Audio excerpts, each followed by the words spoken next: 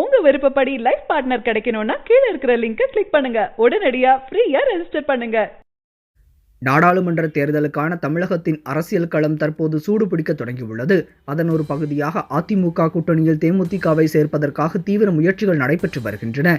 ஆனால் தேமுதிக கேட்கக்கூடிய தொகுதிகளை அதிமுக தர மறுப்பதால் இந்த கூட்டணி அமைவதில் தொடர்ந்து இழுபறி நீடித்து வருகிறது. இந்த நிலையில் காங்கிரஸ் கட்சியுடைய மூத்த தலைவரான திருநாவுக்கரசர் இன்று காலை தேமுதிக கட்சி தலைவரான விஜயகாந்தை அவருடைய வீட்டில் சந்தித்து பேசினார். விஜயகாந்தின் உடல்நலம் குறித்து விசாரிப்பதற்காக திருநாவுக்கரசர் சென்றதாக கூறப்பட்டது.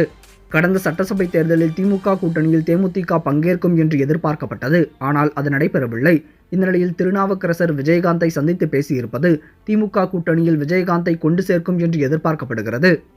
திருநாவுக்கரசர் மற்றும் விஜயகாந்தின் இந்த சந்திப்பு தற்போது 40 நிமிடங்கள் வரை நீடித்துள்ளது. இந்த சந்திப்பு தற்போது அரசியல் வட்டாரங்களில் மிகவும் பரபரப்பை ஏற்படுத்தியிருக்கிறது. பின்பு இந்த சந்திப்பு குறித்து திருநாவுக்கரசர் கூறியதாவது: விஜயகாந்துடைய உடல்நலம் குறித்து விசாரித்தேன். உடல்நிலையில் நல்ல முன்னேற்றம் தெரிகிறது. 35 ஆண்டுகளாக எனக்கு விஜயகாந்த் நெருங்கிய நண்பராவார்.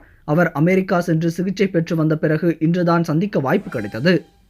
அவர் பூரண குணமடைய வேண்டும் என்று வாழ்த்துகிறேன். விஜயகாந்துடைய துணைவியார் மைத்துனர் ஆகிய இருவருமே அரசியல்வாதிகள்தான்.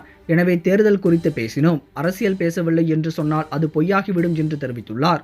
சரி, இப்ப காங்கிரஸ் கட்சியுடைய மூத்த தலைவரான திருநாவுக்கரசர் அதுக்கப்புறமா விஜயகாந்துடைய இந்த சந்திப்பு பத்தி உங்களுடைய கருத்துக்கள் என்ன அப்படின்னு சொல்லி மறக்காம கமெண்ட் செக்ஷன்ல கமெண்ட் பண்ணுங்க. இந்த தகவல் உங்களுக்கு பிடிச்சிருந்தா லைக் பண்ணுங்க, கமெண்ட் பண்ணுங்க. மறக்காம கீழே இருக்க ரெட் கலர் சப்ஸ்கிரைப் பட்டனை பிரஸ் பண்ணி டாப் நியூஸ் சேனலுக்கு சப்ஸ்கிரைப் பண்ணுங்க. நன்றி. உங்க விருப்பப்படி லைஃப் பார்ட்னர் கிடைக்கணும்னா கீழ இருக்கிற லிங்கை கிளிக் பண்ணுங்க. உடனடியா ஃப்ரீயா ரெஜிஸ்டர் பண்ணுங்க.